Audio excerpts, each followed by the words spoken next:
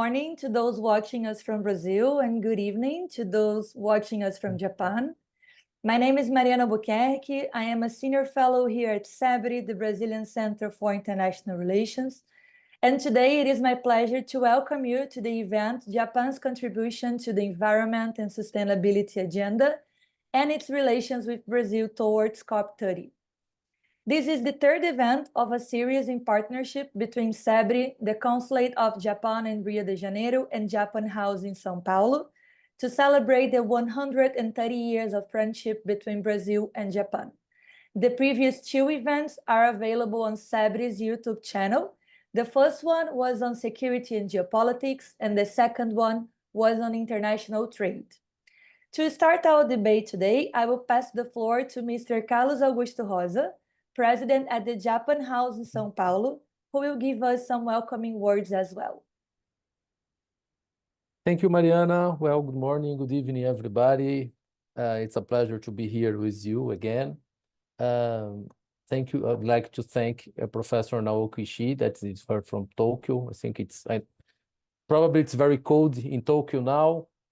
On the other hand, it's very hot in São Paulo and Rio de Janeiro. So thank you very much for being with us. Also, thanks Mariana and Rafaela and all CEBRI for this event.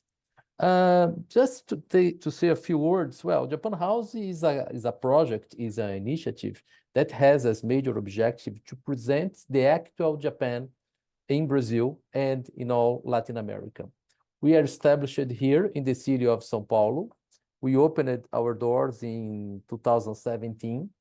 And since we opened it almost 8 years ago, we received more than 4 million visitors to our facilities here in Paulista Avenue.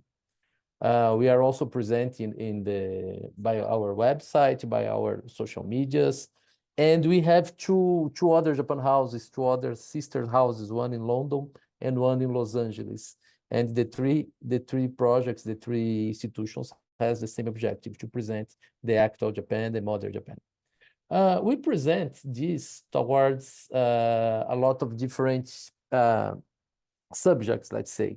Perhaps the most visual thing that people knows about Japan House are our exhibitions. Currently, we have two very good exhibitions here in São Paulo. So if you are passing by Paulista Avenue, I would like to invite you to visit us. It's 100% free. It's open to the public. But we also have other ways of communicate Japan through events, workshops, speeches, lectures, courses. We have restaurants, we have stores. Well, that basically all the ways we do to show this country that at the same time is geographically so far from Brazil, but on the other hand, so close to the Brazilians with all the history.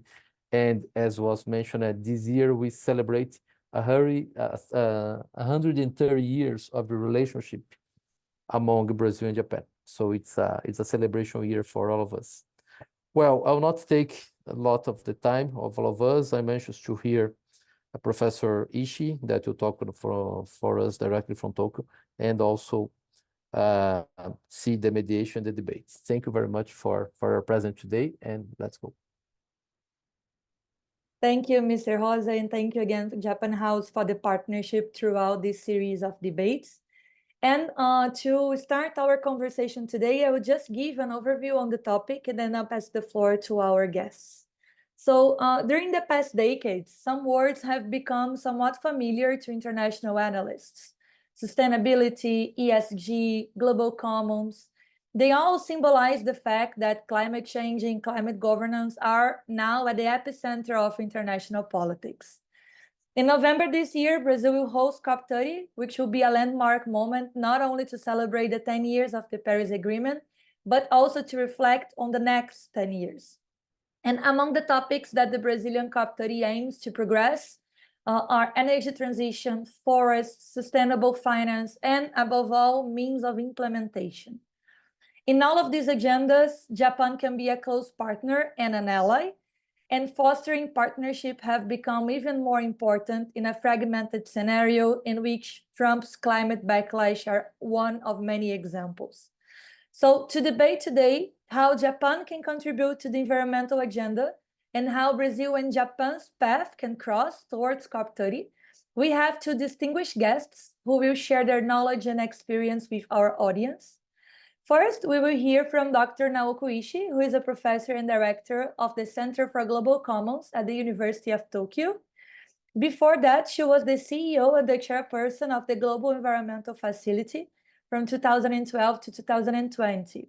And her previous roles also include Deputy Vice Minister of Finance in Japan and also senior positions at the World Bank and IMF. Following Dr. Ishii, I will pass the floor to Rafaela Guedes, who is a senior fellow here at CEBRI as well, and one of the Brazilian leading experts on energy transition, who will have, of course, a leading role in COP30 this year as well. So to kick the ball and start our conversation, please, Dr. Ishii, you have the floor. Thank you so much. Good morning to Brazil and good evening to Japan. I'm so excited to be a part of this program. As already introduced, I was the CEO of the GEF from 2012 to 20, and as you may know, you may not know, the number one recipient of the GEF grant is actually the China, but the second largest recipient is Brazil, because Brazil has such a high stake in global environment, mostly through deforestation. I mean, that Amazon and also biodiversity that your country holds. So the job that Jeff CEO actually has provided me a lot of the opportunity to visit Brazil and work with Brazilians a lot and from various angles. Energy transition is definitely one, but then nature, how to value the nature, that how to safeguard the natural asset is another very, very important topic. So, and recently, actually just last month, I was in Rio de Janeiro as a part of the actually the one of the board meeting, and I had actually the dinner with some members of the CEBRI, so that then I feel very, very close to Brazil. I think that I also visited the Japan House in São Paulo recently, so that to me, the Brazil is a very kind of close allies that for historical reason, but also the professional reason, and then from many, many angles. So today I wanna present some of my work, the Center for Global Commons, to you, and then and explain to you how my Center for Global Commons see the sustainability issue that and through our work. And then I want to talk about what is the kind of impact of our work on the relationship with Brazil and Japan towards COP30. As already mentioned, COP30 gives us a huge opportunity to reflect where we are in this sustainability agenda for various reasons, not only just the 10 years from Paris COP, but also the recent and the political turmoil, which actually force us to think about what's going to be the new world and what kind of role a country like Brazil or the Japan should play to safeguard the global commons.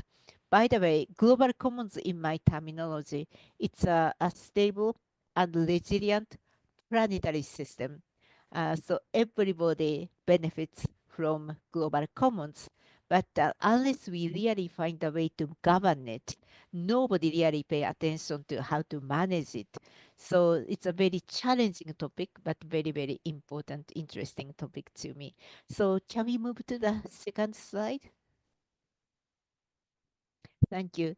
So, as I mentioned, what is the global commons? And this the picture is very well utilized by Johan Rockström, a Swedish earth system scientist. And he used this the slide and very often to try to explain to the audience that the planetary system has been very volatile, but then it has been stable miraculously for the last 12,000 years. That then through that very stable planetary system, we call it the Holocene. That then temperature was stabilized and only within a plus minus 1 degree, and that is the time that the humanity developed the agriculture, that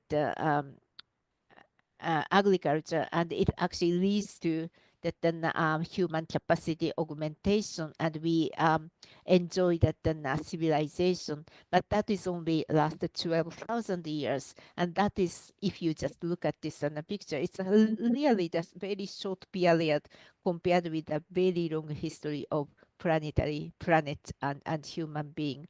The challenge is that we ourselves have to destroy that kind of very convenient to us that our planetary system because of our way of life. Maybe you can move to the next slide. Thank you. And this is a very famous the framework of planetary boundaries that Johan Rockström, that together with his colleague of uh, the planetary science, Earth system scientists, they have identified the 9 very important that subsystem which constitute that stable and resilient Earth system, and they measured where they are in terms of the tipping points, and if the color is going from green to yellow to red, that then it basically shows that then our relationship with that system is very, very fragile and um, very, very fragile. And then and we really need to find a way to stay back within this green area, that if we want to continue to enjoy this stable, resilient planetary system. Can you move to second slide? Thank you. And with that kind of sustainability challenge, the world agreed on that SDG goal in 2015. At the same in the same year, the Paris Agreement was reached, and if you just frame this sustainability issue with this 3-layer wedding cake, that then you can see that the bottom of the foundation of the wedding cake is all about the planetary boundary agreement. So that we need to make sure that we will not destroy those and the planetary system on which the inclusive society and the sustainable economy is being built. Can you move to the second slide? Next slide. Thank you. And in order for us to stay within these planetary boundaries in this green area, safe and just operating corridor space, we have to find a way to how to transform our economic system. Our food system needs to be transformed. It's the city system, it's energy transition, it's food system, and its circularity. These are 4 systems to be transformed. But more importantly and interestingly, what are the action levers for us to ignite the system change? So that there are 4 action levers we identified. First one in red is vision, an institution and vision. Paris Agreement is definitely one of the very concrete example which represent this pink one. Then the second lever is a financial system, economic and financial system and policies. That's a second lever. The third lever is it's a different dimension, but then how to ensure the just and the fairness in transition. The last and the yellow pillar is data and technology. So these are the kind of 4 levers. So the idea is for us to stay within the planetary boundaries, 4 systems to be transformed by 4 action levers. That's how we see at the Global Common Center that then our humanity challenge. Can you move to the next slide? Thank you.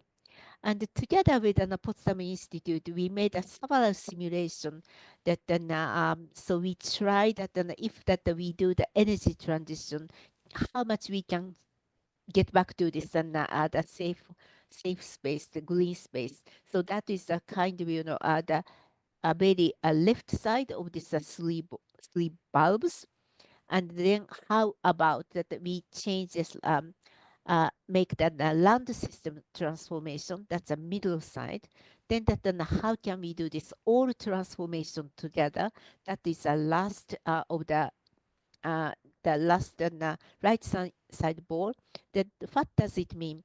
That in order for us to stay within the planetary boundaries, we have to do the all transformation together. It's not only energy transition, which is exceedingly important for climate change, but in order for us to stay within the planetary boundaries, we also need an other transformation, including food system transformation, the circularity, the city system. That's the message from this the simulation. Can we move to the next slide? And another contribution from this Center for Global Commons is that we created the Global Commons Stewardship Index. This is to measure how much the individual country actually contribute either positively or negatively this stability and resilience to the planetary system. And the very interesting point of this index is that we try to measure not only the domestic contribution, but we try to also measure that the external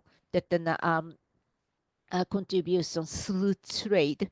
For instance, in case of Japan, we imported the 60% of the food from abroad, and through that process, we actually sometimes destroy the rainforest. We use a lot of water, we use a lot of fertilizer, and we actually damage the environment.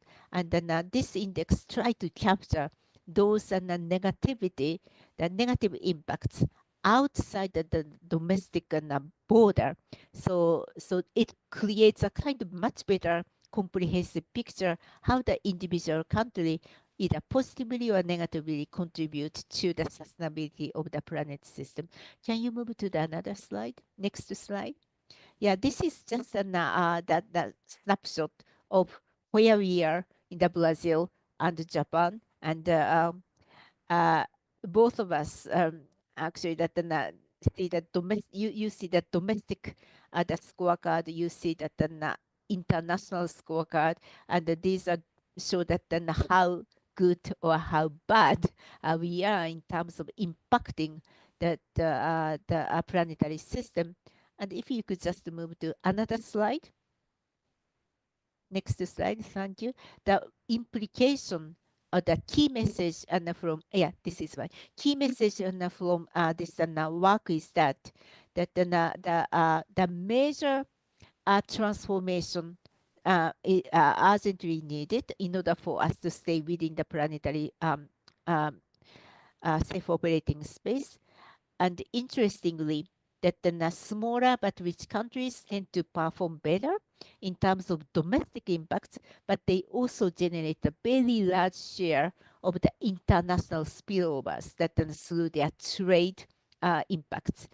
And so that's why that we need to bring that domestic side and international side together to see that to see the responsibility of consumption country, not only production country.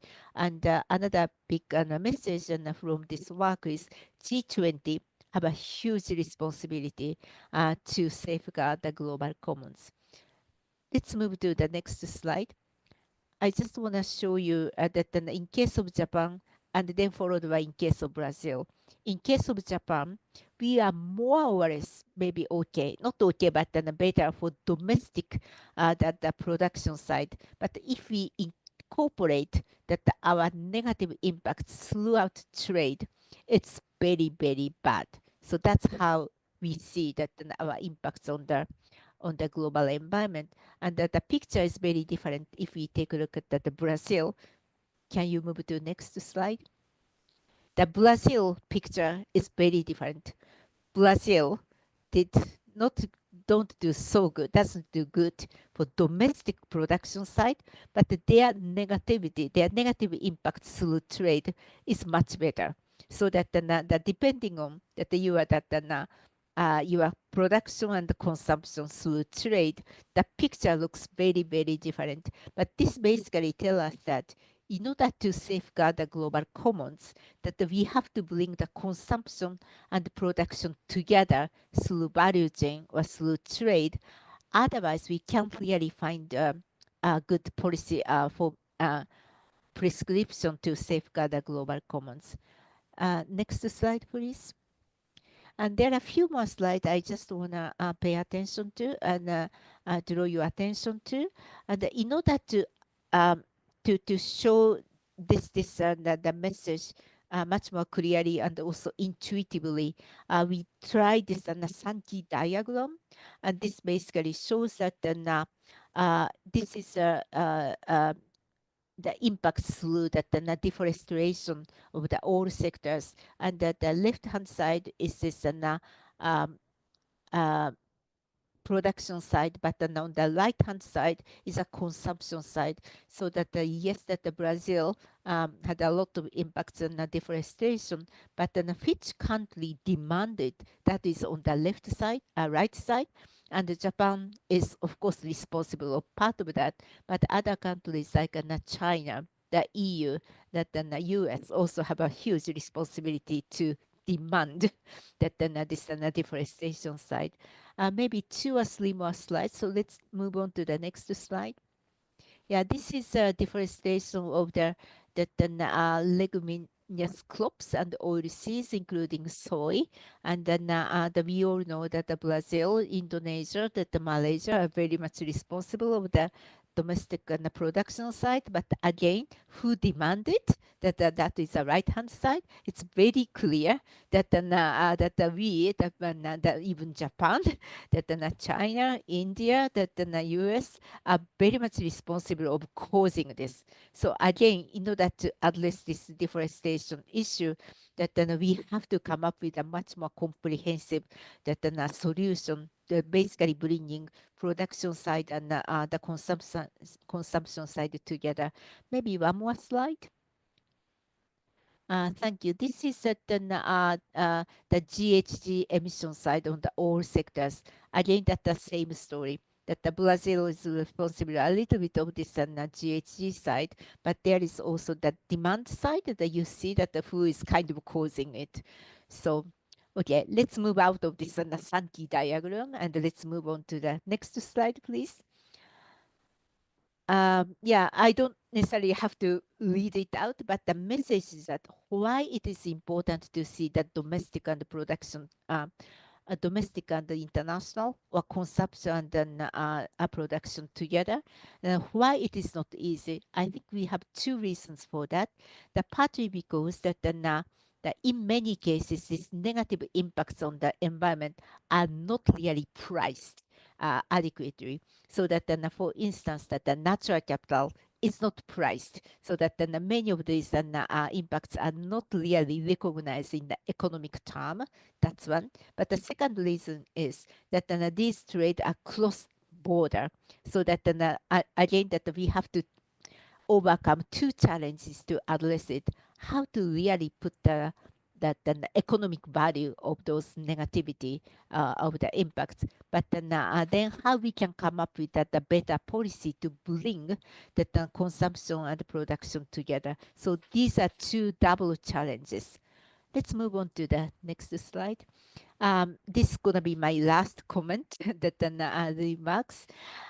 Thinking about the COP30 in Brazil, yes, that the climate change is the very, very important the focus of the COP30, but another very important topic, and I think that Brazil can provide a huge opportunity to the world, is how to value the natural capital, how to value the living standing forest.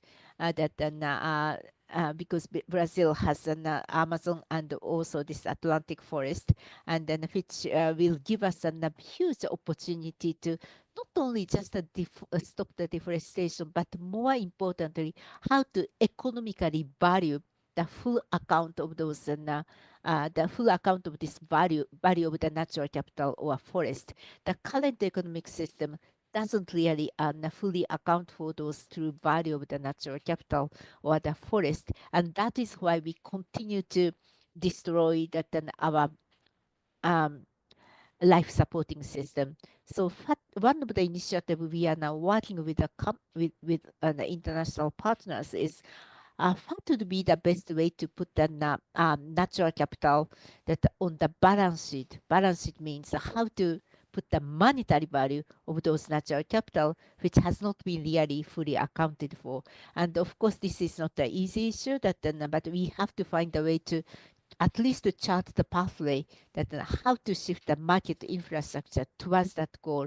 And we are planning to have a kind of roadmap announced that set up at the COP30, because I know that Brazil also very much takes care of this natural capital, or that Amazon and Atlantic forest. And I hope that we can create a kind of a joint agreement on this, how to put the nature on the balance sheet.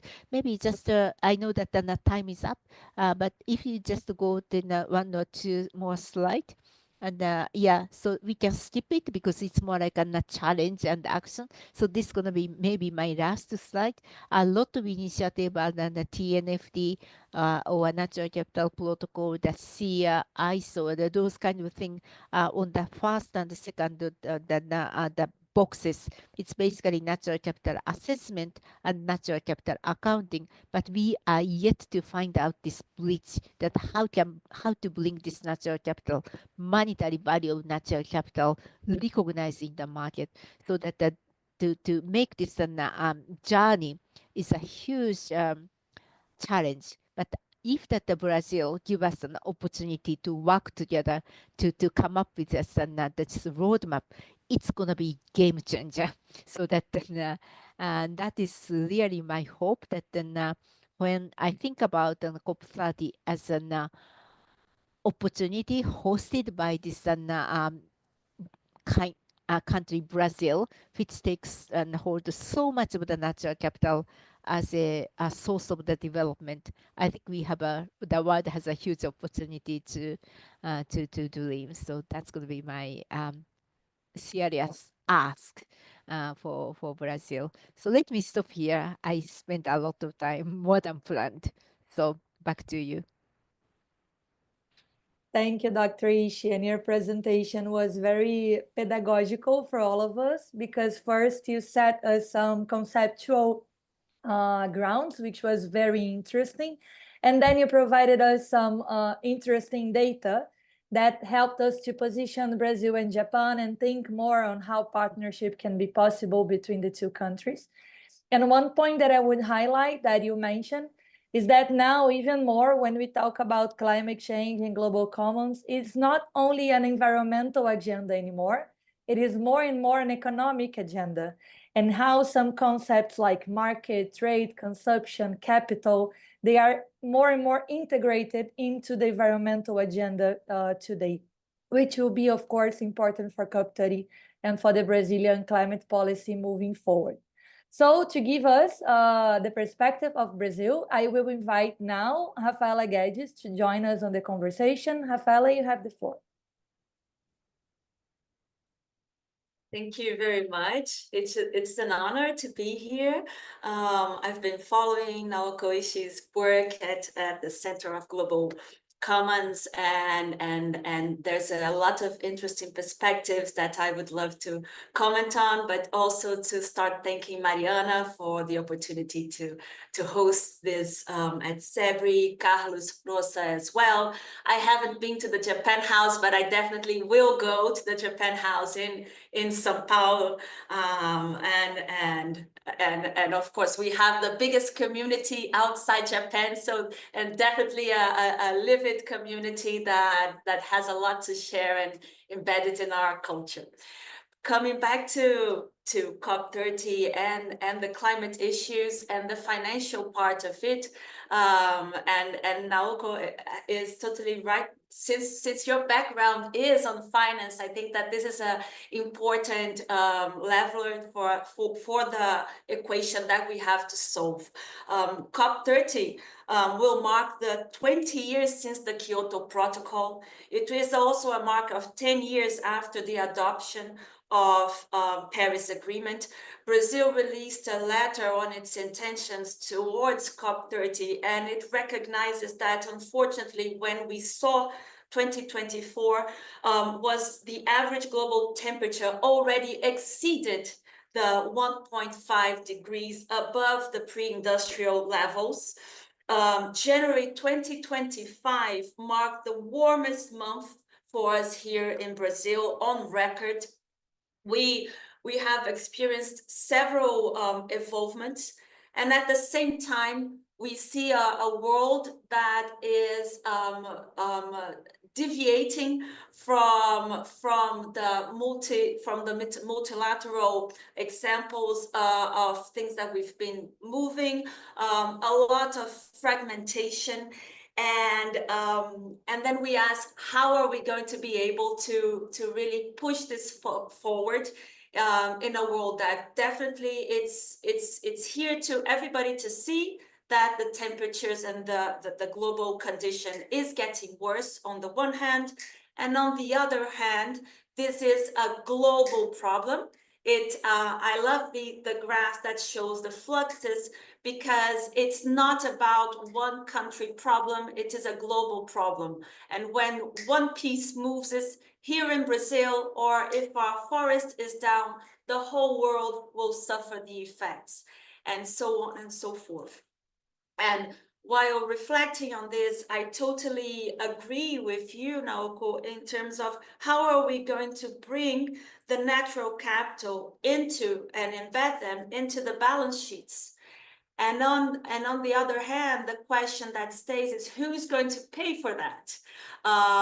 Because we are seeing this worldwide. Of course, the energy transition, it brings inflation. It's in the short run, we are mentioning and we are moving towards higher prices, because these are technologies and these are evolvements that are still coming on, and the readiness level, the technological levels, they have still to decrease in prices, as we have seen in the cases for solar, and we are experiencing with wind, and this will come for other thoughts. So my initial thoughts would be, and from a CEBRI perspective, I together with Clarissa Lins, I lead the energy and the critical minerals group within CEBRI. Our discussion is always looking at, and we've been developing, and this year of COP, we will be announcing some roadmaps, which they cover Brazil, but of course they serve as examples and what can be exchanged with other parts of the world. And what we are trying to assess is, how can we bring economical models which are different from what we have been applying now, and business models that would bring competitiveness, and at the same time, so we can bond together lower emissions, but at the same time having competitive economical cases behind that. So, and this will vary, and I think that this is the beauty, but at the same time, the complexity within the transition. Because when we were in the phase of fossil fuels, everybody was looking for reserves. They would develop these reserves that would become gasoline, diesel, jet fuel, and into the engines. And now each part of the world, so Japan will probably move into hydrogen, will probably move into more nuclear. France is moving to more nuclear. We will see parts of the world, as Germany is pushing forward, hydrogen. For Brazil, there's a lot of sense within the biofuels. And so the complexity will be to understand, what are these models, what are the strengths and opportunities within each region of the world, so that we can produce clean energy in a competitive, economical, competitive way. And it doesn't, and bonding this with understanding that the industrial policies that we had in the past are not the policies we will have today. The countries, so the power that comes and the opportunities that come towards China, that comes towards India, the growing and flourishing, hopefully Africa will start to flourish in different ways. And so within the mentality of the Center of Global Commons, but which bonds with a lot of the works that we've been doing, is how can we unleash these sustainable models so that they can really bring together economicity and diminish the emissions, and without and being very agnostic in the sense that there's no just one silver bullet. There's different kinds of technologies. And just to end, I did a little bit of my researching and things of the opportunities between Brazil and Japan. For instance, enhancing sustainable fuel and mobility. This is something very important. We have here several examples. The cars my family drive are Toyota cars, for instance, and they are hybrid, and they accept the biofuels and the e-fuels. So what are the sustainable things that we can evolve within our value chain, for instance, and then I would say aviation as well, producing sustainable aviation fuel and having engines that can be developed here, but can be developed in Japan or with other technologies, so that countries can evolve and scale up their productions and evolve in terms of value adding, but doing this in reciprocity and in models that can bond together different parts. Another good example would be within the mining and the critical minerals that we will need. Japan has a lot of experience in exploiting and aggregating value to the minerals. Brazil has several opportunities. We are starting a work this year that will bring results this year in terms of what does Brazil have to offer in terms of supply and demand. So what will be our demand for critical and strategical minerals to do to achieve our national determined contributions, but what do we have to supply the world? And of course, there is a surplus in uranium, in lithium, in niobium, in many forms. So of course, there are many ways of collaborating and of building these win-win situations and bridging the necessary gaps so that we can move forward with a better world for everybody. Thank you. Thank you, Rafaela, for sharing your comments as well. I have received some questions from the audience. So some are to Dr. Ishii, some are for you, Rafaela, and actually I have one as well for Carlos Rosa, if that's okay. So I will first ask the question to Dr. Ishii. Dr. Ishii, you mentioned in your presentation that G20 countries bear special responsibility in reforming the governance of global commons. And during the past Brazilian G20 presidency last year, the Sustainable Finance Working Group and also the Task Force on Climate Change suggested that climate funds, including the Global Environmental Facility, should be streamlined to avoid overlaps and to fill as many blanks as possible, right? So how do you see these prospects for reforming these big global climate funds and facilities? Thank you for the question. Actually, I'm a part of this sustainable finance committee focusing on this four climate focused funds, and also being the former GEF and the CEO, I do have my own comments on it. So the first and foremost, yes, that the GF and other funds want to be much more streamlined, and the challenge is actually the share the board members, because each of the country, the board members really want to stick to some of their national interests, which actually that the bind or constraint that the room for each fund to be much more streamlined, so that so to me, yes, we want to be more useful to the recipient countries, but then talk to your own government and give us much free hand. That was my very honest takeaway that taken from that work. And but at the same time, maybe that what we can do together more is that we need to really have much more the country focus. That each of the transformational plan. I know that Brazil and the CEBRI and be working a lot of the Brazil ecological transformation, the Brazil NDC, right? And those the funds have to be a part of this transition plan, so that we can be useful to the country's transformation. And then so that is to me maybe the bigger, more important issue.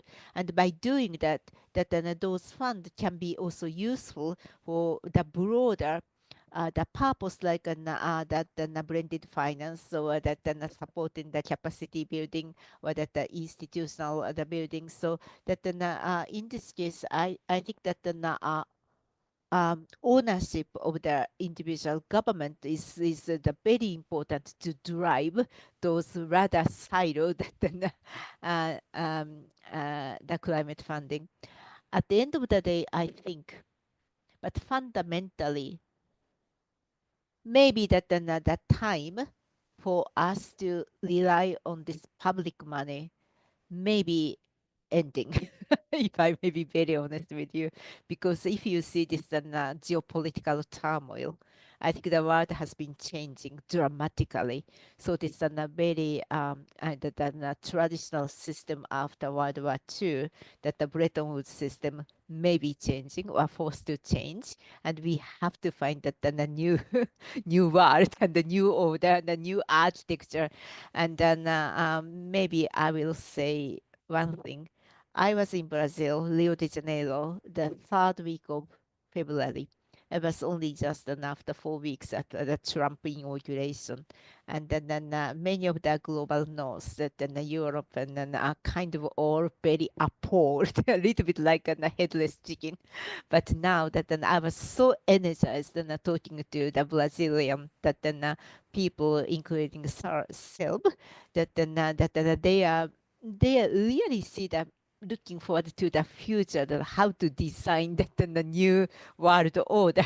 So I think that is a very healthy way of thinking about and how we can be a part of this structure, the new architecture. I think that is maybe my message, and I just want to thank that my opportunity to be in Rio de Janeiro in the February, that got so much of energy by Brazilians. So thank you. I think we have to work together to think about how to create the new architecture, including finance.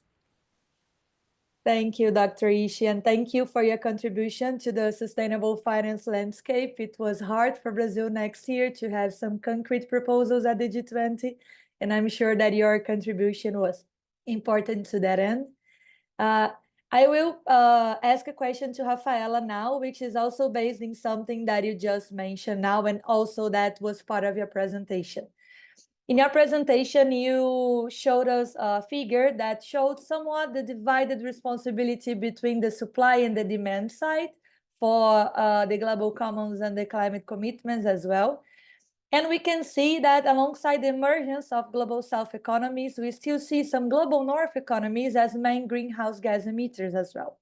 So, Rafaela, in your work at the Energy Transition Program at CEBRI, what suggestions would you recommend for bridging that gap between north and south? How can cooperation be the main driver instead of division? Mariana, thank you. I think that this is a great question. If we, and being an economist, I think Naoko is also an economist. We always, I like to think that money always talks, and it doesn't matter if it's north, if it's south, if it's east, if it's west, money talks. So whatever gap we want to solve, it has to make economical sense.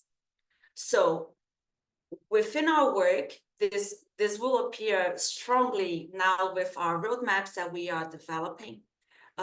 It's always about economicity and being competitive.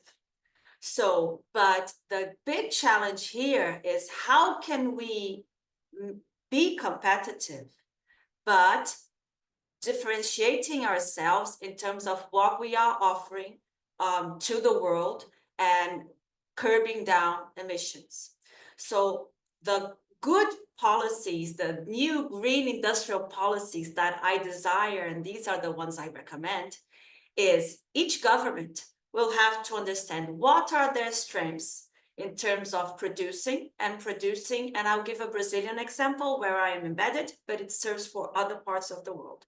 So producing biofuels here in Brazil, and we hopefully will be evolving on this, there is no such thing as competition with food security, because each time we integrate land, cattle, so agroforestry and forest, we will be mimetizing nature.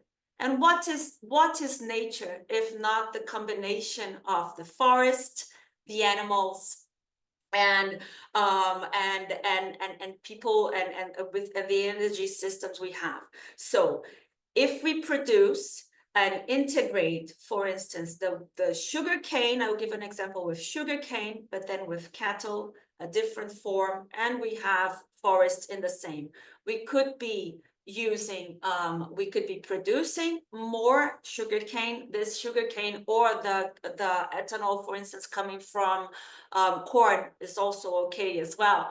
But we have, like, we will have these two harvests, they end up diminishing and having a lower carbon content. If we bond that with technologies like bioenergy, carbon capture and storage, actually we have negative emissions.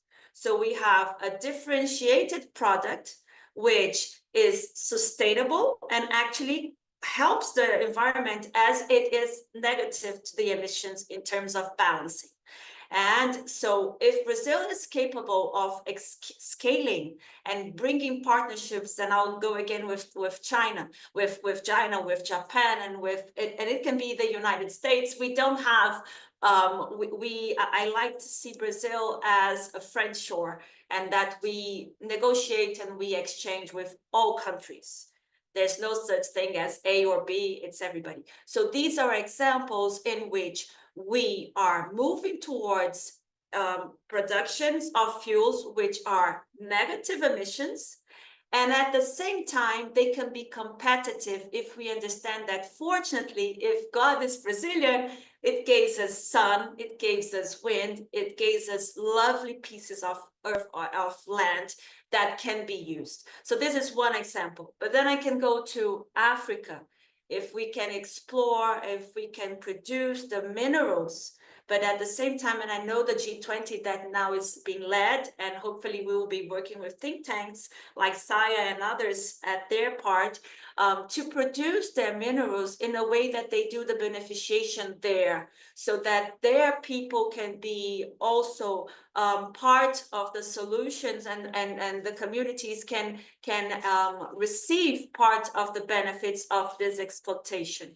So these are examples, and of course these minerals that we have here, but they have there and in other parts, can be integrated into value chains and beneficiated, and in part can be done there and part can be done elsewhere. So with not being naive, of course there are gaps. If we're going to be able to close all the gaps, it's very challenging. So what are the small steps we can do while we are evolving? This is what would be my suggestions, and these are the recommendations that we will be bringing more and more towards COP13.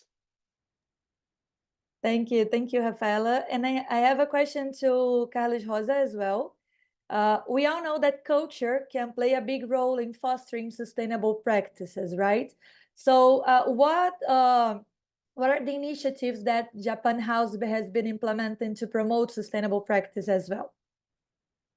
Well, thank you very much for the question, Mariana. I think that we play a role of showing to the Latin American audience the good examples that came from Japan. That's basically our small contribution for this very, I would say, very challenging topic that we are facing now. you know, some time ago it was quite easy to look to the world and to see who was the good guys and who was the bad guys. But nowadays things are upside down, right? I don't know anymore if I should support the A side or the B side, because everything's so challenging now. We have very good examples from Japan. Specifically nowadays, we have an exhibition now called based on the motainai concept. And I think that Professor Ishii can explain better than me what is the motainai concept to our audience. But basically, we are presenting to our audience Japanese examples of how things can do using less resources, how things can be done not wasting things, trying to save the environment, and presenting these good practices that came from Japan that the Brazilians really don't know very much. So I think that our small contribution comes to this sense, to presenting to the audience the good examples that came from Japan, and there are a lot of good examples, which is very good for us and for the Latin America in a whole. But this Motainai exhibition, for example, it's a good example of we can show to the audience how things can be done in a different way. Professor Ishii, perhaps you can explain us better what's the Motainai concept for the audience. No, actually, you did perfectly, and I can't really add more. But interestingly, who really split this mottainai concept to the world? It's not Japanese. It's a Kenyan lady that Angela Matai, the Nobel laureate, that she came to Japan and find it's a very unique and important concept. That then she split that word to the split that word mottainai to the world. And you did the same thing. I mean that you found it's valuable and you split it to the world. So it's very interesting that we Japanese they just take it as a natural thing, and we didn't necessarily pay attention to that. But the outside people, that outside Japan, the people see it is a kind of unique contribution. So that I'm very happy that you introduce and split that concept as a contribution from Japan. Thank you. Yeah. Can I just add one thing? Because Sure. Rafaela also asked the question: who is paying for the natural capital kind of thing? And I think that I cannot agree more with Rafaela. Also, being an economist and a practitioner, we need to make an economic case, and every region has its own, way of addressing this and global commons challenge. But one thing which I think I want to also introduce is that sometimes the world is so unfair. So to make the economic case is also challenging, like nature, because nature is considered to be free, and it's very difficult to make the economic case for sustainability, and in case of Amazon, right? So that's why that we came up with an idea that we need to put the natural capital nature on the balance sheet, so that we recognize as an important potentially monetary asset, and we have to pay for, say, the Amazon indigenous people if they do the safeguard the Amazon, because they are doing so far for free, and now it's time for maybe the consumers or that the users to pay, and not as an aid, not as an handout, but the economic reward for that action. So that's the concept of the nature on the balance sheet, and I believe that also addresses the global north-south tension, that if you go to climate change conventions, it's become so toxic. But I think if we recognize the nature on the balance sheet, that will address a part of the problem. So that's also my hope. Thank you, Dr. Ishii. Today we just had an example of how time flies when you're having fun and learning a lot of important information. Yeah. So we have 2 minutes to go, but I have one last question from the audience that I could direct to both you, Dr. Ishii, and to Rafael as well. So it can be your final remarks, and then I'll pass the floor to Carlos for his final remarks as well. So it was a question that came from Juliana Viana from the audience, and she asks about expectations for COP30. So I will leave that question as a final remark for both of you. Do you want to start now, Rafaela, and then Dr. Ishii can follow you? Yes. Well, I'll try to be brief.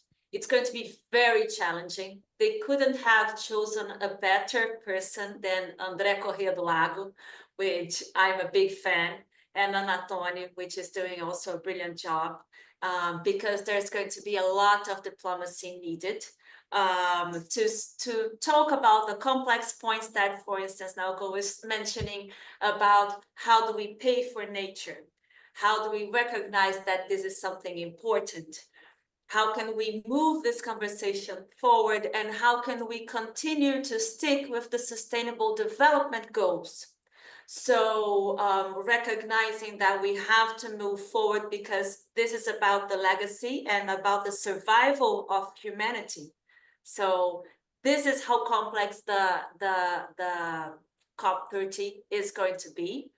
Hopefully, so my wish, and then I'll pass to New York, is that we really look, and that I think Andrea will be able to move toward, is what are the solutions and what are the parts that we can move in gain situations, and avoid discussing the complex ones, because unfortunately we will not be able to solve all the problems in one COP. Thank you.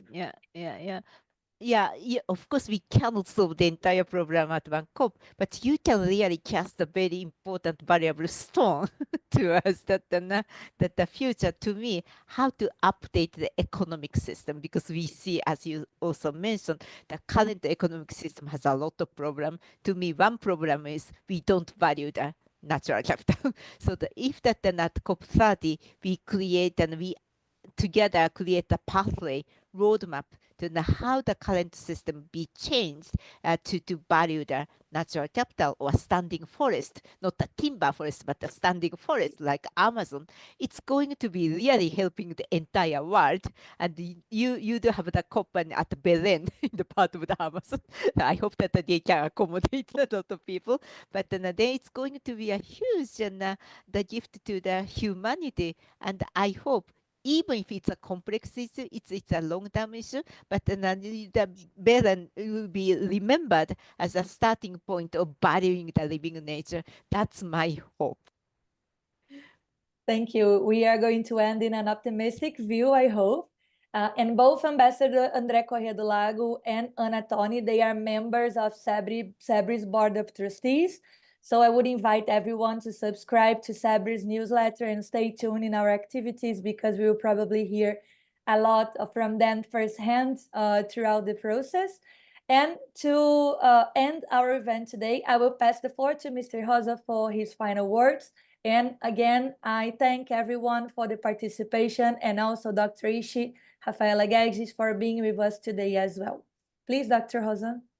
Thank you, Mariana. Thank you very much. It's always good to end a seminar like a conversation like this in a positive way. And I think that we need a lot of positive thoughts for the future, because it doesn't matter the name of the countries, we live in a single world, and we just have this one. So if you don't preserve this, I don't know if you'll be able to move to Mars or to move to other place in the short term. So, or we should take care of this one.